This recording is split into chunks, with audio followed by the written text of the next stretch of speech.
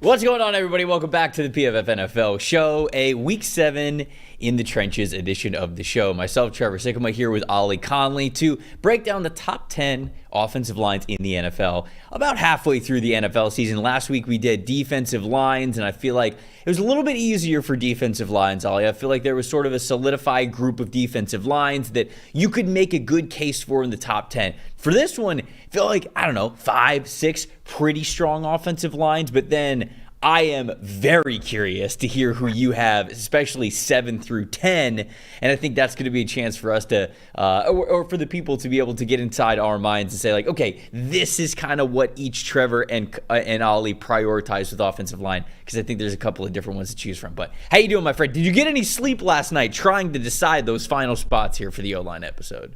I was struggling, as you know. I've been a nervous wreck. Making the rankings always makes me nervous. Making this ranking makes me particularly nervous for the reasons you articulated. There's probably 6, 7, 8 teams I could make some kind of case for in the back 3, maybe 4 spots. So trying to figure out who to put in there. And I always find it funny when you do these kind of rankings, D-line, O-line, because I feel like every fan base expects their D-line to be, maybe the bottom 4 or 5 fan bases understand that their group isn't playing that great, but they expect them to be somewhere in the top 10. Right. Whereas with the O-line, they all think their group stinks unless they've got a really talented special one, because they just see the quarterback being hit all the time, like, well, ours must be awful. And you pop them and say, actually, I think they're the 6th best in the NFL. And they're looking around being like, our group is the 6th best in the NFL. There's no chance. So it'll be a fun one to go through, I think. No, I think that you said it beautifully there. And look, hey, if you guys are listening at home and you don't have a PFF Plus subscription, this is the reason to get it right here. Offensive line play, right? You can read statistics of a lot of other positions. Common stats, they're really great for, even defensive stuff. I think you could get a lot out of common stats, but this is where the data really takes it next level. I mean, for all positions, certainly the PFF Plus subscription allows you to see some stats and some grades and everything that lets you go much deeper in your football knowledge. No greater is that than on the offensive line. It really helps you quantify. Like you said, I think everybody goes, oh man, my offensive line's so bad. And then we've got the data, we've got the stats, we've got everything to be able to show you, hey, maybe not. And maybe we'll make it into this top 10 here. So Ollie, I think the best way to do it is like we did last week. We will start at number 10, build up the suspense, and get to number 1. Because even though I think that there are 2 really strong teams, it is a debate of who I think is going to be number 1 here, and I'll see if you and I agree here at the end of the show. Do you want to start, or do you want me to start? You are the guest, so I will give you dealer's choice on who you want to go first here. I'll take the first bullet. I'll go with the Philadelphia Eagles at number 10. Okay, wow, you got the Eagles all the way at number 10. Okay, let's hear it. What do you got? I just don't think the group has played very well as a unit. And obviously now Jordan Mailata's out, that kind of clouds thing. How long is he going to be out? How much time is he going to miss? Lane Johnson missed a game and a half, which kind of muddies some of their stats and some of the deeper details as well. I just think collectively, they blow a lot of stuff we are not used to them really missing, even down to Mekhi Becton, who's actually played pretty well. Mm-hmm. He's also tipping a whole bunch of their plays. So I think that the line has been somewhat a victim of the general operational inconsistency of the offense, who have struggled for a number of weeks getting going. Then they kind of start to grind things out. And there's really clear things they could do to me to make the line play better. We saw some of that this week where they finally were able to just bully people off the ball. And so maybe it's a bit of a demerit to more of the offensive infrastructure and style than it is just how the guys have played. But outside of Lane Johnson, I think everyone has had weeks where they've struggled. Landon Dickerson maybe has been slightly more improved, but then even his pressure numbers are pretty high. So they've been a team where they've not run the ball as well as you would normally expect. In pass pro, they've got talented individual players, but I don't think they function as well as a unit. Yeah, I think that's fair. The Eagles are not in my top 3. I do have the. I will talk about them a little bit more a little later, but I kind of went through this exercise, and I wanted to make sure I wasn't necessarily punishing the Eagles for like what they've been over the last 2 to 3 years, maybe a little bit more healthy, certainly with Jason Kelce in the middle like that. Okay, so the offensive line for Philadelphia looks worse this year than it has in year past. Well, you don't have your Hall of Fame center in the middle of that defense, so anytime that's the case, it's going to look a little bit different. I think the ceiling for the offensive line is going to look a little bit worse. So I tried to make sure that I wasn't being overly hard on the Philadelphia Eagles, but still, I do feel as though there are a handful of teams that are better than them. So I think that you mentioned it there. when their two offensive tackles are healthy and in the same lineup, I feel like Mailata and Lane Johnson are still one of the best offensive tackle duos in the NFL. On the interior, they're not as dominant as they have been in years past, and I think you mentioned some of the inconsistencies that group has, and then, of course, Lane Johnson missed some time. Now Jordan Mailata is going to miss some time as well. You throw those into the mix, and I have them a little bit higher here, but I can understand being a little bit lower on this group. Number 10 for me is the team that I don't know if they're going to be in your top 10. I'm very curious. I have the Green Bay Packers at number 10. Are they in your top 10 at all? They're in my top 10, yes. Okay. So I have Green Bay at number 10 because they are so hilariously on two different ends of the spectrum here. The Packers have the number 2 pass blocking grade in our system as a team. They then have the number 28 run blocking grade. So they are so much better at pass protection right now than they are at run blocking. I think Zach Tom is doing a fantastic job. He's probably one of the most underrated offensive tackles in the league right now. Him and Rasheed Walker are fantastic when it comes to a 1-2 duo in pass blocking. Both of those guys have played pretty strong. All starting 5 offensive linemen for the Packers have a pass blocking grade above 69. Most of them are in the 70s, and then, well, actually, I should say most of them because it's 3 out of 5. 3 out of 5 of those guys are grading in the 80s when it comes to pass blocking. So when it comes to pass protection, this group's got it going on. And that is often the more volatile, maybe you would say more difficult part of playing offensive line is pass protecting as a group because it takes so much chemistry, the ability to win one-on-one on an island when you ask for it, depending on where you're sliding protection. And Zach Tom has been a really good candidate for somebody who could take on those responsibilities while the rest of the offensive line can kind of come as a more of a cohesive unit on one side of the line. And so I just think that they've all really come together fantastically when it comes to pass blocking. The run blocking, they have yet to be those big-time difference makers there. But it was hard for me to think that they would not have made this list, maybe at number 10, number 9, number 8, just because of how impressive they have been in pass protection. So I wanted to give the Green Bay Packers their shout-out, their kudos, everything that I could here, and I got them in at number 10 here on this list. They will be coming up for me later. We can maybe dig into more of my thoughts there. But the thing with the run game that's really funny when you just watch them is how janky everything is at the first level. They actually create a ton of explosive runs. And a lot of that is scheme. They had obviously the Willis weeks inflated a lot of those figures. And then a lot of it's just the backs going and create. But then when you watch them, they kind of mess up at the first level. Then when it pops to the second level, it's those guys have cleared out everyone in the room. So they're a really unusual run blocking group, I would say. I think they lose a lot of individual reps, but when they spring things, it is often because of those guys doing so well when they're climbing up to the next level. So it's a tricky one there to sort out with them, particularly in terms of the run blocking grade. In Pass Pro, we'll come on to that later. I have so many thoughts about the Packers in Pass Pro. We'll get to them when they're on my list. All right, who you got at number 9? At number 9, I have the Baltimore Ravens. Okay, I didn't get the Ravens on my list, but they were one of those teams that were right there to make it into the top 10.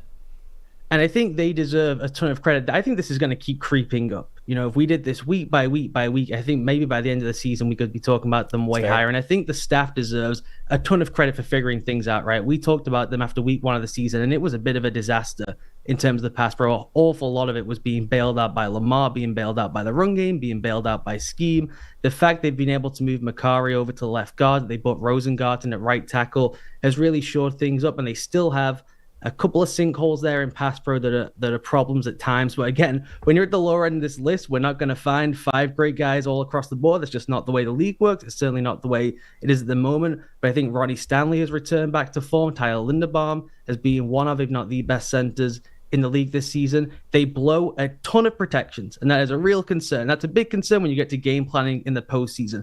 But over the course of the season, I think they're worthy of being in the top 10. Yeah, I think I held the Ravens just outside because I agree with you completely. The beginning part of the season and sort of the lineup that they had out there, that 5 that they had out there, was not working for them. And over the last couple of weeks, they have really settled. And, you know, you see on Monday Night Football, you know, how well that group has been able to play and just that offense overall. I know Todd Bowles will throw a lot of things at you, and it was tough to start that game, but it felt like as the game went on, they had the group out there the way that it was constructed to be able to counterpunch and make sure that the Buccaneers knew, hey, this isn't just a one-quarter game. We're going to get back and we're going to get right here, and I thought they were able to do that. So I think that's a really good point that you mentioned.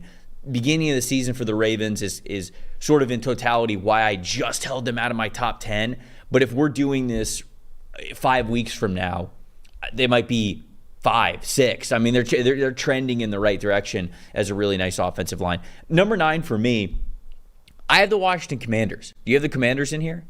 Oh, yeah. Okay, all right. So you got the Washington Commanders in here. That's good. So we talked about Tyler Biadasz. We talked about Sam Cosmi. You and I talked about them as sort of like some Bash brothers, like quite the duo that they have there. What they've been able to do with those guys, especially as pullers, getting those guys in space, allowing them to be lead blockers. How that sort of scheme and game plan of making sure that we can get those guys lead blockers, how fantastic it was. We mentioned the big Austin Eckler run a couple of weeks ago, how it was just perfectly blocked up, perfectly designed. But it's actually, I think, the rest of the offensive line as well with this group that is pretty solid. They're top 10 in the NFL when it comes to least amount of pressure percentage allowed so far this season. All 5 starting offensive linemen have pass blocking grades above 67 this season. Cornelius Lucas has the highest grade. They're sort of working Brandon Coleman in there as well, but Lucas has been able to play well too at that left tackle spot. And so I just think that they're, even with a 6-man rotation, like they're really trying to get Brandon Coleman involved,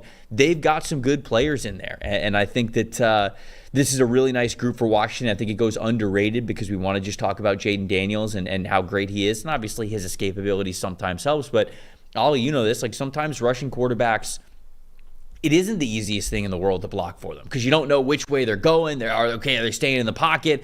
Do I need to kind of like block at this angle, or am I giving this guy a rushing lane? What am I doing? So sometimes it's a little bit more difficult and it demands a little bit more chemistry. Washington, it feels like they got it figured out. And I think specifically because this group was a criticized group. It was very much a how could you not address the offensive line more this offseason? It was a topic of conversation, and now they're playing well above, I think, expectations, certainly at a consistent level. So I got the Washington Commanders here at number 9. Yeah, the marriage of the scheme to the mindset of the players, I think, is what really makes a thing sing, right? We've talked about it before. They are just majoring in gap scheme runs in a really creative, fun, high-volume way. And the way that they're able to layer the scheme with some of the constraint stuff they can do with the quarterback option, with the RPO things, buys them some extra time, some extra beats, and forces defenders to kind of pat their feet and not play in attack mode. So they're getting a major boost, I would say, from Scheme and Daniels. But then once we're in play and it's in flight, they are as fun to watch and study as any group in the NFL. And it's funny with Lucas, they roll them through. They say, hey, Coleman, you get a drive. Lucas, you get a drive. If Lucas just started, I think the group would just be better. I know why they're doing it with Coleman. They want him to come along. They want him to eventually be the starter. Right. Cornelius Lucas has been incredible, both in pass pro and when running the ball too. Particularly, you go and watch the matchup against Myles Garrett. Lucas more than held his own, which is a really, really difficult assignment for anyone on the best of days. So they're almost not maximizing how good they maybe could be on a drive-to-drive basis by trying to rotate the left tackle. I mean, how many times have we had a group rank in the top 10 in the NFL, rank wherever you want to put them on the list this week, and they're rotating the most valuable spot on the field for the offensive line? It's just really unusual. So they've been really, really impressive. I think they deserve a bunch of credit as a staff for making life easier for those guys. They do a lot of quirky things with their mechanics, how they block things in the run game that give these guys real advantages, but they also deserve credit for just the mindset, the closing, the technique, the way they play. They've been at the highest possible level for me, particularly when running the ball. Then in pass pro, they've been, I think, way better and exceeded expectations from coming into the season. Who you got it? So they're not your 9 team. Who you got at number 9? Wait, did we just do number 9, or did I do number 9? We did 9. Okay, all right, we did 9. I'm trying. When I can normally hold it together when we're sort of like in agreement, but sometimes when it's like, oh, I'll have this team a little bit higher, and you just said something. Who do you have at number 8? There you go. Number 8, I have the San Francisco 49ers. All right, they are in my list as well. They are just a little bit higher, though. I think I may be knocking them down. This might be an expectation bias thing, that I expected it to be better. And we've spoken on the show before about Williams and Pooney and how much talent they have up front. Williams, in fact, got it handed to him this week. It was one of the most surprising Trent Williams performances you'll ever see, particularly in the run game against the Chiefs. I mean, you just don't expect Trent Williams to be getting walked back off the ball by Leo Chenal. It was like really jarring, not what you expect. And they just have, for me, given how experienced the group is outside of Pooney, they have way more execution issues than that group should have, given they're not running an awful lot. There's not that much demanded of them. That it's surprising how many execution issues they have. they have been able to move people off the ball. That's actually slipped back slightly in the past couple of weeks as they tried to feature the run game more. So as they're being asked to be more a part of the offense, they've had more difficulty. So it's more of a trending downwards concern for me why they fall back to 8th. Whereas if we did this 3 weeks ago or so, 2 weeks ago, they'd been higher on the list. Yeah, they are much higher on the list for me, and I think I look at maybe the potential of what this team can be and how you. There were a couple of weak spots on this team that I think have been playing better lately. Like I think Aaron Banks has been playing a little bit better lately. I think Colt McKivitz has been playing better lately, right? This is a group where I think when you and I were talking about some trench play, I can't remember if we were. I think it was when we were highlighting Pooney specifically, maybe a couple of weeks ago. You looked at the 49ers and you were like, rest of the defense isn't playing great. You know, Banks isn't playing great. McKivitz was not playing great. He was giving up a ton of different pressures. You know, Brendel in the middle wasn't playing great. But now, certainly over the last couple of weeks, I think that group is coming along better and better. And, you know, it's tough going up against the Chiefs and Steve Spagnuolo when he's just got a bunch of bats out of hell, if you will, playing along that defensive line. And he's just throwing everything at you, even if you're Trent Williams. So that's a tough day at the office no matter what. But I still think this is a really good offensive line, specifically how they've been playing lately, so I got them higher on the list. Number 8 for me, I didn't really know what to do with this team. I wonder if they're going to be on your list. I have a feeling they're not. Are the Atlanta Falcons on your top 10? They are not, but that was a really difficult scratch for me. And it's tough because they're sort of the opposite of the Packers, right? Where the Packers are phenomenal in pass protection, and then their grades in the run game are much lower. It feels like there's nobody better in the run game than the Atlanta Falcons. They're number 1 in the NFL. We have a statistic called impact blocks, and it's essentially like when you are in the run game, how often are you earning a plus play, whether it's a plus 0.5, a plus 1, a plus 1.5, a plus 2, whatever. How often are you earning those plus grades per play in the run game? And the Atlanta Falcons as a team, they're number 1 in the league. 86.9% of the time, someone on the offensive line is gaining some sort of positive grade when they're run blocking. So that's a huge number. This team really knows how to run the ball. Pass protection, it's a little bit of a different story. Now, we figured that would be the case. We kind of were looking into it last year, and it's like, all right, well, you know, if you're going to have quarterbacks that are going to hold on to the ball a little bit longer. You know, Kirk Cousins is very different than the quarterbacks they had last year when they were trying to get the ball out of their hands very quickly. They were just trying to be a rushing team and not much else. You knew that Kirk was going to hold on to the ball a little bit longer. It was going to demand a little bit more of pass protection, and this group was going to have to step up to the challenge. I think they have at times, but it's still a bit up and down. Losing Drew Dahlman at center for the last couple of weeks with that high ankle sprain, not ideal. So when he comes back, I think I'm sort of building in my head, all right, well, this group gets even better at what they do best when it comes to run blocking once he gets back in the lineup. So this is sort of a situation where, like the Packers, I didn't know exactly what to do with it, but with Dahlman coming back soon, I don't know exactly when he's going to come back, but I think this offensive line can play pretty well together when they are fully healthy. So because they are just number 1 as a run blocking unit, I wanted to get them in here, and I got them in at number 8. Yeah, and that's certainly fair, and you have to give them the kudos, right? That they were really constrained as an offense for the first couple of weeks because Kurt was coming back from the injury. There was a bunch of rust. He couldn't move. So it put them in a different kind of box than anyone else we're talking about on this list. And even in the run game, they were running like 4 or 5 plays, essentially, not even style plays. These are the 4 or 5 we can run. We are so limited. We're in the pistol 80% of the time. We're running the same thing over and over again. So not only are they getting the impact blocks you mentioned, people know what's coming, and they're facing guys like TJ Watt and Cam Hayward and the best guys in the league, and they know what's coming. So to have that kind of output is way beyond even just individual talent and the success they've had over the course of the season. Like, that is a really, really hard degree of difficulty to have any kind of success like that. I left them off the list simply because if it was 1 or 2 spots that were concerned in pass pro, I think then, you know, we could be talking about cooking with something as the season goes along. Once you get to 3 or 4, which is where I think they're at, when you go through some of the figures, everyone allowing multiple sacks, everyone allowing over 10 pressures, then it starts to get to me like, how can you truly build a cohesive unit over time Sure. if you're not able to kind of cheat things in the pass pro world, right? Where if you've got one problem area, you can do things and manipulate what you do in the passing game to help that person out. If it's 2, it's difficult. If they at least stand apart, you can still try and figure it out. Once you get to 3 and 4, it's just we are just not a group that can play as one together. So that would be my concern for them. But Trev, no one more than me loves the mechanics of the run game. So I'm very delighted that they're on this list. They deserve it for that because they've been really, really fun to watch running the ball. It's hard to, they just want to kick your ass every time they run the ball, right? That's what offensive line play is all about, right? It's what Quentin Nelson says all the time, or like what we hear this from guys who are coming through the league, as prospects going into the NFL. They're like, oh, there's nothing better than moving a man against his will. Like that is what the Atlanta Falcons think about every time they come to work for the offensive line. So I wanted to keep them on the list here. Who's number 7 for you? I have the Minnesota Vikings. I'm close to the Vikings. I have them at number 6, so I think that we can just have the Vikings conversation here. And we're probably in the same spot, right? It's like we got the 2 best bookend tackles in the NFL. Yes.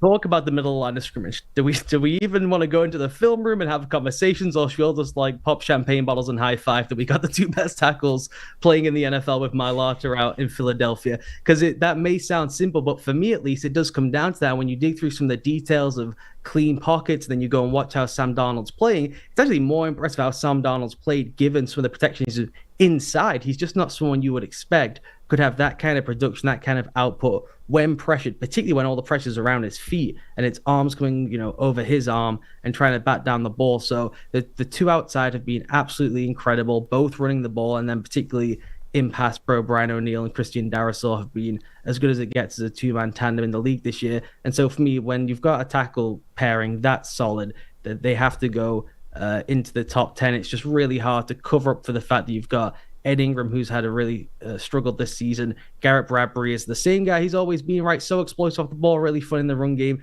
struggles when someone just runs straight through his chest. So it's just divvying up how much you value having the 2 best tackles versus an interior that struggles. Yeah, and it's the same conversation, right? I have them at number 6 because Darrisaw and O'Neill have been playing so well together. I agree with you. They are one of the best, if not the best, offensive tackle duo that we have in the league. And then the interior, it's just struggling for the reasons that you mentioned. Ed Ingram is the only offensive lineman on the team with an overall blocking grade below 70 this year, or I believe below 65 actually, excuse me.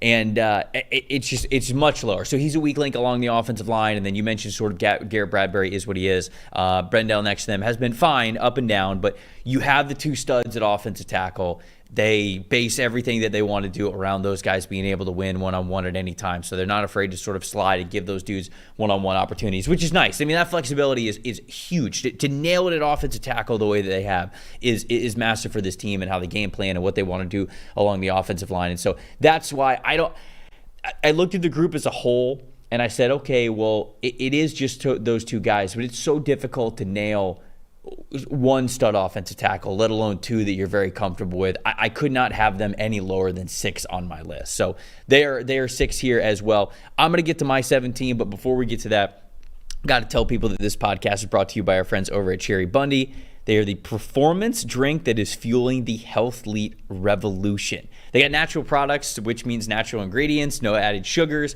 The tart cherries are the highest antioxidants in the world. It's got natural anti-inflammatory with incredible benefits, okay? If you are living an active lifestyle whatsoever, even if you're getting up, you're taking a little walk around the neighborhood, like even something like that, reduces soreness, increases recovery, helps you sleep better, helps your immunity. All of this stuff is within their products. You got to check them out. They are used by nearly 500 collegiate and professional sports teams, 10 of the last 11 Super Bowl champs, every single NFL team.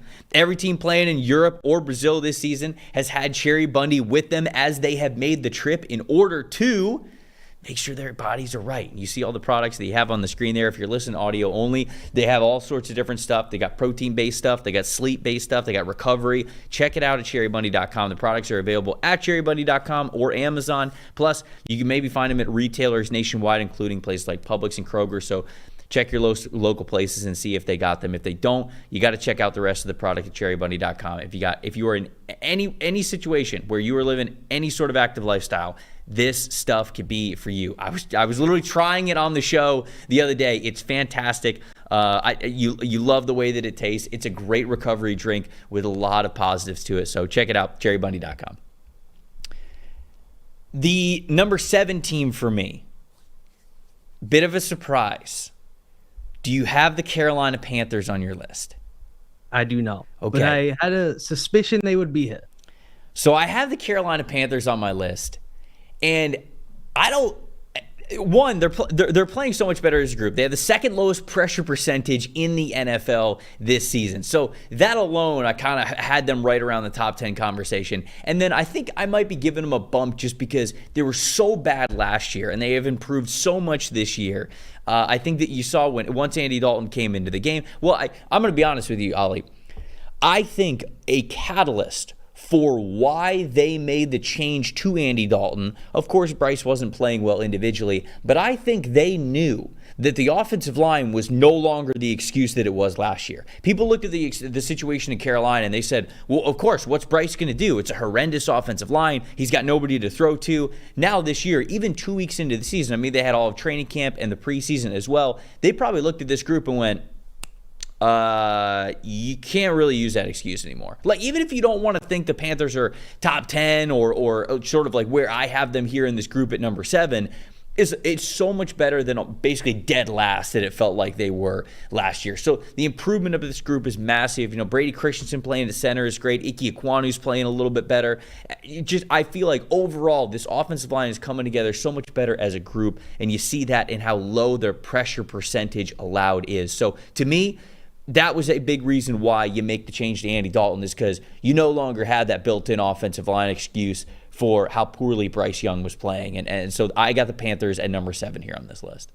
For sure, you could see it in the first week of the season. There was ample pockets, plenty of time, plenty of room to maneuver. Even if the pocket wasn't perfect and clean, it's the NFL. You're not going to get a perfectly clean pocket, right? You have to navigate it and hope that 4 of the 5 guys hold up their end of the bargain. And they were getting that. So I think you're spot on with that point there. And to give them some credit too, in the run game, they don't drive people off the ball a bunch, but they very rarely allow free runners through. They are not responsible for negative play. So I'm probably being overly harsh on them by not having them in the top 10. It is really impressive. They actually deserve, I think, some kind of like cultural boost for addressing a problem so severely. I know people don't love paying guards in free agency and they don't love giving out those huge contracts to certain positions, but it paid off for them. They went from being one of the worst groups in the league to being a worse league average, more likely somewhere in the top 11, 12, 10 in the league. So it's a pretty impressive turnaround. Yeah. And the guards, like you mentioned, I mean, Damian Lewis and Robert Hunt, they deserve a shout out. You got 4 of the 5 offensive linemen on this team are grading above 70. And so just as a group, I feel like they're playing really, really well. That means that you are up with number 6, because I had the Vikings at number 6. So who do you have at number 6? I have the Tampa Bay Buccaneers. Okay. All right. I did not have Tampa on this list, but they were one of the teams that I thought about here for the top 10. So let's talk about the Bucs.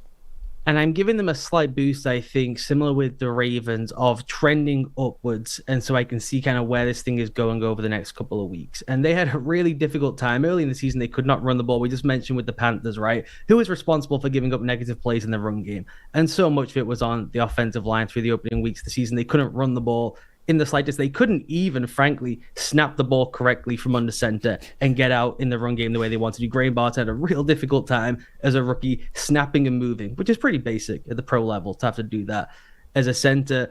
In the last few weeks, they've really driven people off the ball. They're up to 1.9 yards per attempt before contact, which is the 4th best in the league since week 3 of the season. So they've taken massive strides there. They've done a really good job in pass pro too. Obviously, Tristan Wirfs is the star of the show. Luke Goedeke getting back at right tackle has really helped solidify that line too. And I think maybe the most impressive part of the season for them from an offensive line perspective has been the development of Cody Mark, who came into the league, right? He's going to be the run grade mauler, and he's not got no teeth, and he looks like a hockey player who's stumbled into our sport somehow, and he's going to drive people off the line of scrimmage, but maybe he'll struggle in pass pro. It's really been the inverse with him, where he's had some issues in the run game, particularly in terms of technique. Not so much getting run over because he's a really strong guy, but had some real technical struggles, but now has really come along when they just isolate him and let him go to work in a one-on-one phone booth and let him have a battle. In pass pro, he really gets after people. And so his development in pass pro has really helped them now have 3 really solid spots, which I don't think we would have necessarily expected to come into the season. And then because it's guard and center together, who are more of the problem areas in pass pro, right? They're able to now manipulate what they do in the protection world, what they do in the pass game, because those 2 guys are next to each other. They can help one another out. And so they got 3 really solid spots in pass pro. and now the run games come online. Yeah, I do think that this is a trending up type of a group. I think just as maybe this is me being a cynical Tampa fan. Maybe I've watched too much of this team. Like you said, like every team in the NFL watches their team and they go, they're giving up pressures. This unit stinks. And I do not think the Buccaneers stink. I think they are a good offensive line. They've obviously gone through some injuries. They had Justin School in there for Luke Gedeke when he was going through his concussions. And it's been a little bit of an in and out. You know, there was obviously a battle at one of the guard spots anyways before the season began, so it's not like it was even solidified once we got into training camp. But it is a unit that I think the longer that time goes on, it is going to get better. I was never really worried about Cody Mock, even through his struggles. I felt like he was going to continue to improve. I'm not worried about Graham Barton at all. Now, is he quite there yet? That, you know, I think it's still up and down for him as a rookie. But this group overall, like I think the Buccaneers will have a top 10 offensive line once again, once we get into maybe the latter half of this year, but certainly going into next year. I always really liked the overall outlook of this team, especially with how Gedeke played last year specifically. Once they moved him out to offensive tackle, do we get that sort of same player moving forward? Like, is that just who he is going to be moving forward? Because if that's the case, Barton's only going to get better. Mock is going to get more solidified. They might bring somebody else in to play one of the other guard spots, and I think this group gets very elevated. So they were like right outside of my top 10, but I think some of the up and down struggles, you know, with Gedeke outside and inside of the lineup and Graham Barton going through your regular rookie struggles, like that kind of held me back from really loving this Bucs offensive line in the top 10 right now. But I do see sort of what you're talking about. And this is, again, what I said at the very top of the show, the fun of seeing how we're seeing offensive linemen. You got the Ravens in here and the Buccaneers in here, and you're seeing them more of like, okay, last 3 or 4 weeks, like this is a trending up group, and I'm taking more of like, okay, a total season approach, something like that. So I just think it's cool how we're looking at this in a little bit different ways of how we're getting these top 10 offensive lines in here. Number 5 for me. Let's get into 5 because I had the Minnesota Vikings at number 6, so I already talked about my number 6 team. Number 5 for me is the Philadelphia Eagles. I have the Eagles here at number 5 simply because you mentioned it when you talked about the Vikings. When Lane Johnson and Jordan Mailata are out there, they are one of the best offensive tackle duos in the NFL, if not the best offensive tackle duo in the NFL. Now, we haven't seen that a ton so far this season because of injuries to Mailata and injuries to Lane Johnson. So it's been a little bit up and down there with them having to fill those gaps with those guys not in the lineup. Mekhi Becton playing one of those guard spots. Cam Jurgens playing that center spot I mentioned. Anytime you're taking a step down from a future Hall of Famer and Jason Kelce, even near the end of his career, it's going to be a little bit of an adjustment there. So I think the offensive line overall for Philadelphia is strong. Maybe, you know, again, like you have them at number 10. Maybe it's sort of like you said, like, okay, I expect the Eagles to be fantastic, and because it's not as good as what it used to be, I'm pulling them down a little bit further. For me, I think I'm just giving this group a little bit of the benefit of the doubt when these guys are out there and they're healthy, because if Mailata is able to come back from this hamstring injury and continue to play well, I think the second half of the season, we're going to talk about Philadelphia is continuing to be one of the best 5 offensive lines in the league. So Mailata, 90.8 overall grade this season. Lane Johnson, 82.5. I mean, combined, that is, of course, one of the highest offensive tackle grades that we have there. Jurgens is the low man on the totem pole, but with just a 66.2. I mean, it's not like he's been catastrophic, and that's why it's like, okay, I have the Eagles higher than I have the Vikings because a lot of it is the same conversation, but I think the floor for the for the Eagles offensive line is higher than that of the Vikings when it comes to, you know, your best 5 out there. Okay, who's the weak link? Who might be given pressures? I think the Eagles just as a group have a higher floor. Dickerson's around a 70 grade. Becton's around a 70 grade. They're much better at run blocking than they are pass blocking right now, but I think that goes into the chemistry of having some guys in and out of the lineup. So I still like the Eagles, and I got them at number 5. Not quite the, you know, number 1 team in the NFL like they have been in years past, but I do still think they're a top 5 group. For sure, and when Jordan Mailata comes back, then we'll definitely have the conversation and say, is this the best tackle group in the NFL again, and should they be high up there? And I do think a lot of their struggles, this way it gets hard to parse out, right? I do think a lot of their struggles is what they're trying to do holistically as an offense. Does it fit everyone the way it fitted them so seamlessly when they had the previous incarnation, right? And they just had studs all over the place. I just don't think it fits them as well as it does now. And you see when they play more under center, those guys now look more comfortable. Cam Jurgens looks more comfortable when he's getting off the ball from under center. He's doing his cool pull and move things when it's actually an under center based approach, and it is when they are such a heavy shotgun based team. So I still think they're figuring through the mechanics of how does the whole offense actually fit together correctly. What amplifies the offensive line? What amplifies Jalen Hurts? What amplifies the receiver room? What amplifies the run game with Saquon? So I still think they're working through those issues. When you just get into straight drop back and go, and we're figuring out, right, we're playing 5-0 protection. I think your point about their floor being really high is a really spot on. That just dropping those guys back 5-0, they've got all the length, all the speed, all the intellect to pass things off. That's certainly not a problem or concern for me as they move through the season. I just think there's some things of how they work together and them not raising up the entire offense in a way they have done before. And I think some of the general offensive struggles they've had, mostly in the opening of games, to be fair, they've been really good in the second half of games, is pinpointed a lot on the offensive line. So who you got at number 5? I know there's a couple of teams that I already mentioned, the Packers, the Commanders, that you haven't hit yet here in this group. Who is number 5 for you?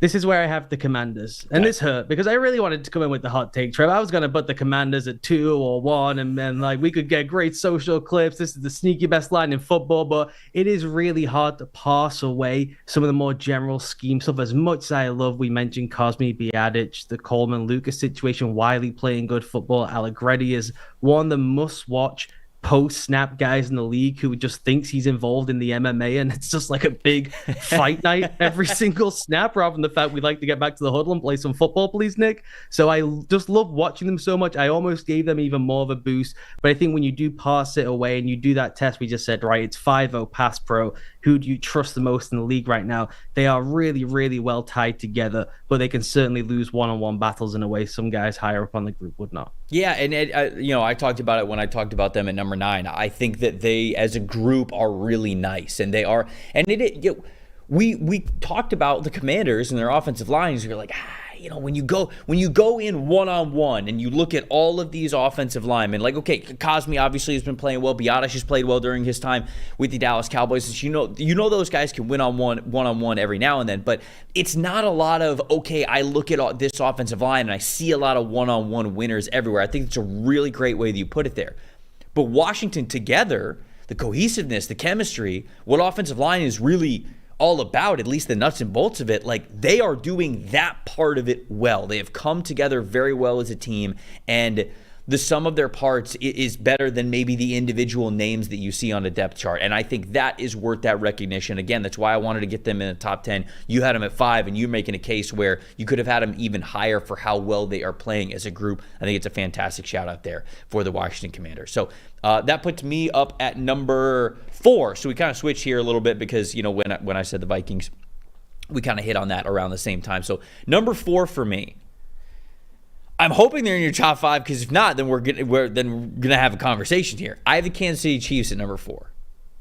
I have them in my top 5. Okay, all right. I thought we were gonna have to fight. I thought it was gonna have to be a Nick Allegretti UFC fight here with us here. But look, the Chiefs, it's very funny. I think that there are a lot of times when we would love to talk about, like, ooh, look at this offensive tackle duo. We talked about that with the Vikings. We talked about that with the Philadelphia Eagles. For the Kansas City Chiefs, they have the best interior offensive line in the NFL. And it sounds insulting to the teams that I'm going to talk about to say the words like not even close. So I'm not going to say that. But when you are thinking about the top 3 offensive lines in the NFL, the Kansas City Chiefs are the best. Joe Thuney, Creed Humphrey, Trey Smith, like these guys are ass kickers. They play so well together. They are, it's just everything that you want from an interior offensive line. They are fantastic. And in fact, it's so good in Kansas City that the interior offensive line somehow makes up for most of the woes that we have seen from the offensive tackle position for this team that only seems, I feel like, get worse as time goes on. We were like, okay, well, can the Chiefs win without having a star wide receiver? Can they have not have a star running back? Can they not have offensive tackles that they can rely on? Well, as long as they have these 3 guys in the interior, it feels like they can figure it out. But, as a team, I think with those three guys inside, that's where you see statistics like 82.5 run blocking grade. That is the best in the NFL through 7 weeks of the season. Only 48 pressures allowed, which is top 10. I think, sort of the chemistry they have with Mahomes goes into that a little bit. But when you think to yourself, okay, they don't have the one-on-one winners on the outside at tackle, especially in pass protection, with those guys really struggling, like Kingsley Suamataia obviously struggled when he was out there. Jawan Taylor, I think, can be good, but, he has been up and down throughout his career as well.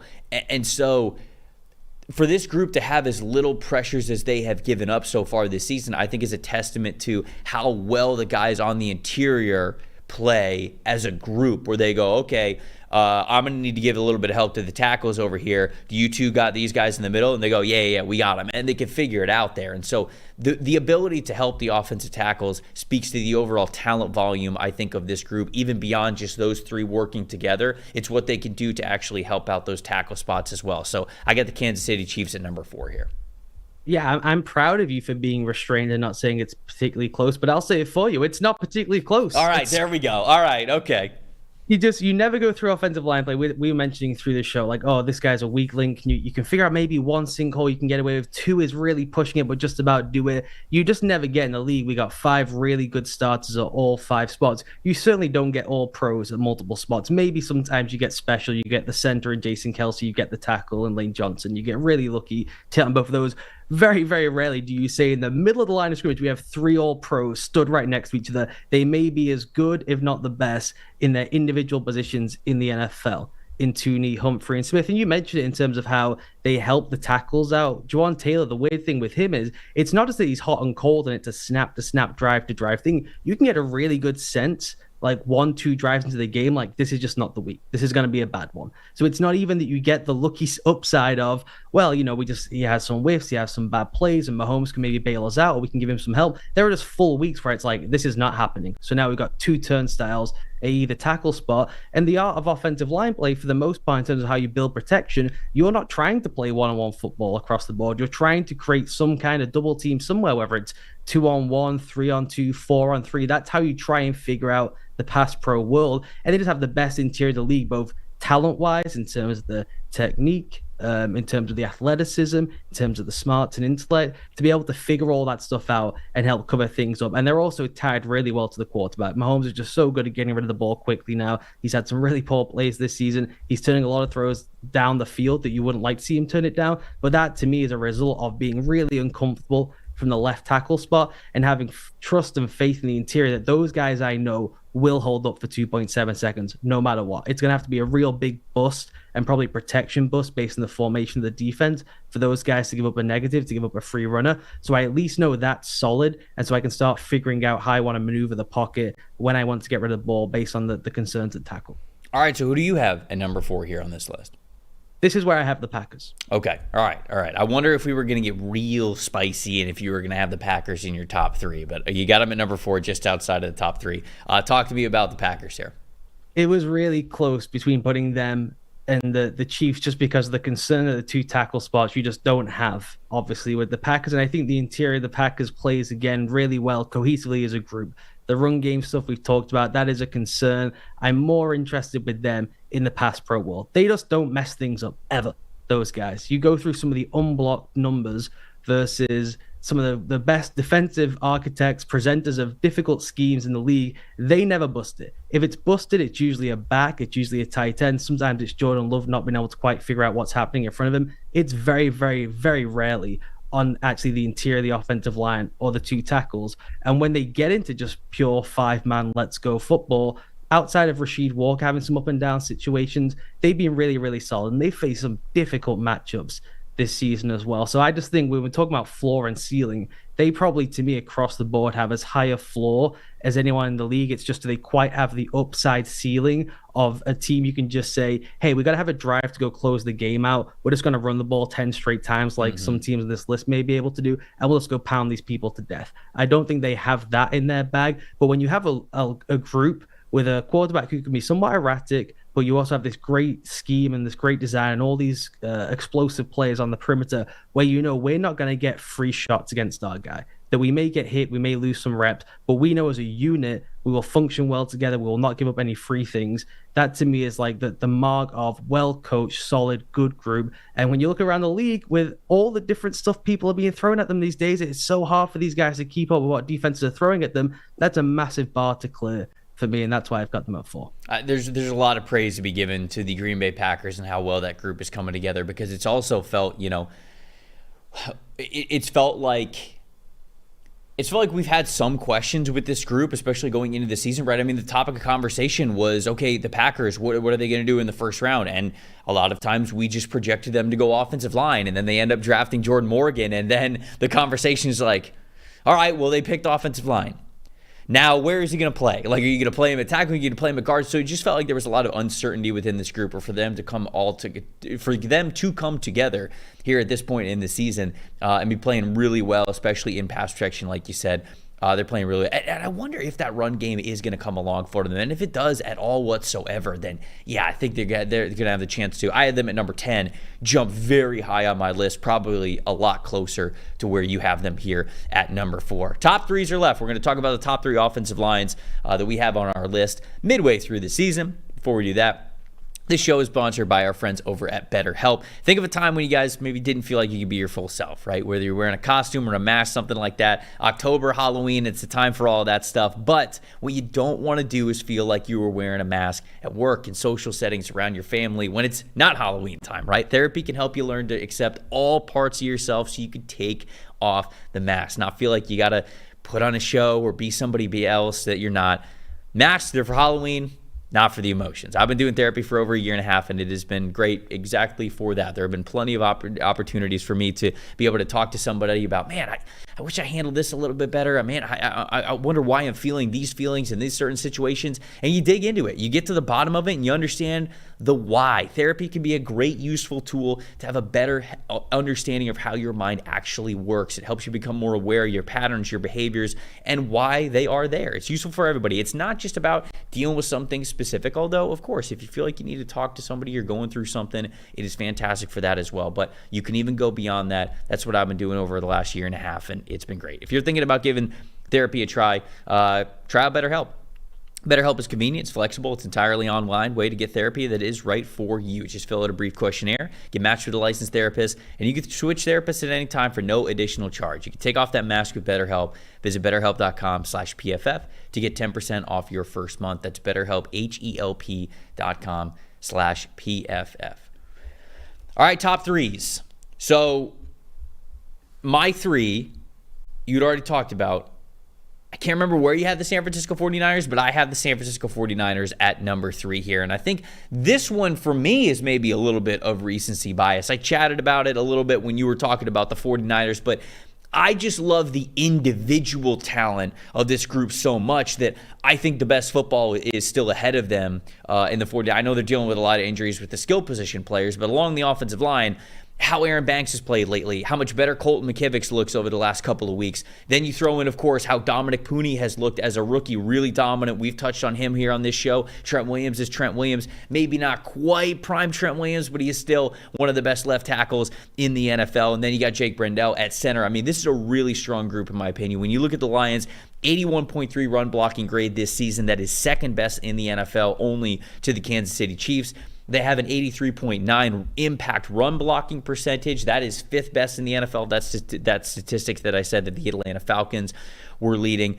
And they're just a group that's really strong overall. And I've got so much faith in the individual talent of this team that when it all comes together, I think this is one of the top 3 offensive lines in the league. So if you asked me this question 3 or 4 weeks ago, I would not have had the San Francisco 49ers this high. I would have had them a little bit closer to where you had them rated because Aaron Banks was struggling a little bit. Colton McKivitz was struggling a little bit. But since those guys have sort of come together and come back and they're playing better football, it's hard for me to find true weaknesses amongst this group. So even though it's not perfect, I like the overall talent group that the San Francisco 49ers present in their front every single week. So I have them at number 3 here.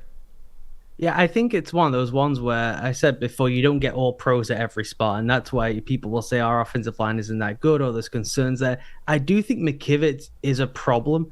I think that you can go through what they run and where they run it to, and it's a sign from a coach like, we don't have great faith in the right side of our line. They don't run certain things his way, and that makes sense. On the other side of the line, they got one of the best players in football, right? Trent Williams are going to try and run as many things as possible behind there, but I think you can see through and look at some of the seeds of what's going on with them offensively, and it'll be slightly different now, right, because of all the issues they got at the skill positions. You mentioned how much they probably have to lean more into the run game than they even were early in the season.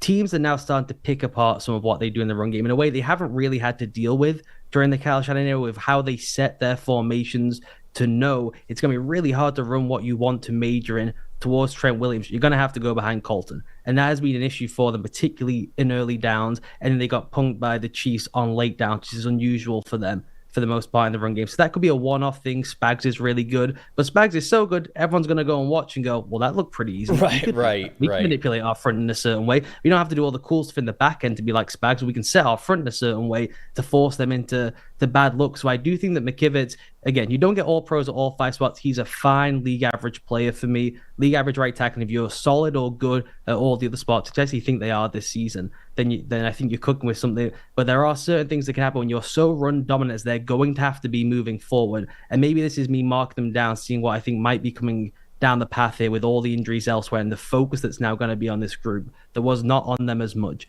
in the first couple of weeks of the season. I do think that's one to monitor and for us to come back to, is how much of a sinkhole is it for them to have that concern with McKivitz at right tackle. So you hinted at it a little bit before. You got Kansas City at number 3. Let's talk about the Kansas City Chiefs here. What more can we say, Trev? It's just those interior guys we talked about, right? And I think Trey Smith is probably, the payday he's going to get is going to be eye-watering, because I think he's one of those guys where every single line coach in the league will be bugging their GM to death with texts into the middle of the night, with clips that they've pulled up from whatever PFF subscription they have, whatever they're looking through, that they'll be just bugging to death the GM to be like, if this guy isn't holding up our jersey when free agency opens, there's going to be problems in our meeting rooms, because it's both the tenacity and the effort. The technique is exceptional. The athleticism, everyone knows, is off the charts, right? He's always been an unbelievable athlete and only fell in the draft because of health concerns for the most part. I just can't get over how good he is technique-wise when you get to watch every snap of his next to Creed Humphrey, who never does anything wrong. So it would stand out like a sore thumb if there was an issue with Trey Smith, who does lose some reps. You get some bad losses with Trey Smith, but you get 95% of technical perfection, which is not really the player I imagined him to be coming out of college. So to now marry the obvious talent and instincts for the position with just like flawless technique for the bulk of the game, he's going to get paid a monster sum of money. All right, 1 and 2. I am so curious to hear who you have with these last 2 teams, because I think it's very clear and obvious who the last 2 are. But the order, like I said at the top of the show, I am not so clear on. And I'm not so clear on because I went back and forth a billion times last night before I finalized my list. And then I went back to it this morning and I changed it again. So, Ollie, who did you come up with here as the number 2 offensive line in the NFL? I have the Indianapolis Colts. It's the wrong answer, but it's all right. I'll let you talk about them. It's a weird one to almost give them credit or not for the fact they've had so many injuries, right? They've had to cycle. That's why I had them at 1.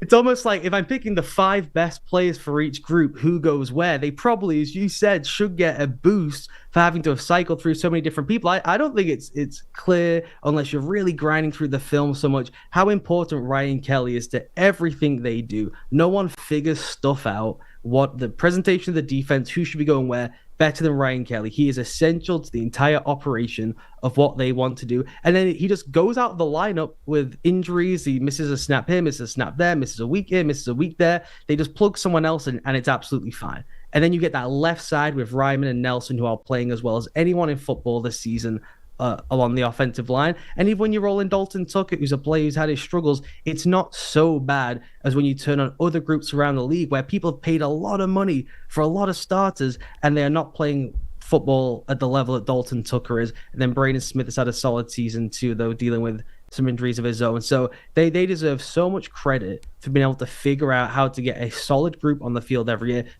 week, better than solid for the most part. whilst having to navigate all those different injuries. Yeah, and Will Fries playing fantastic before he goes out for the season, obviously, as well. So I think that would have only strengthened their case. But, Tanner Bortolini, their rookie from Wisconsin, has to come in when Ryan Kelly was missing some time with that neck injury, and he was able to play well. I think he struggled his first game, but then he was really able to play very well after that. And for me, I'm obviously joking with you a little bit. I'm having a little bit of fun. There's not really a wrong answer here. These are two fantastic offensive lines, but when I looked at the Indianapolis Colts, and it was just like everything that they have gone through with the injuries, and Braden Smith's out of the lineup, and Ryan Kelly's out of the lineup, and Will Fries out of the lineup, and they're almost, they're just playing musical chairs a little bit with these offensive linemen who are obviously very capable, but have to come in, and it just feels like whether it's a rookie or somebody who is a reserve player, they're able to make it work as a group. We talked about that throughout this show, is giving these teams kudos for just playing really well as a team. And the Colts not only have the individual talent to do that, but then they're also shining as a group of five, whoever those five are. They're the only offensive line in the NFL through 7 weeks that have a run blocking and a pass blocking grade as a team in the 80s, so they have it in both.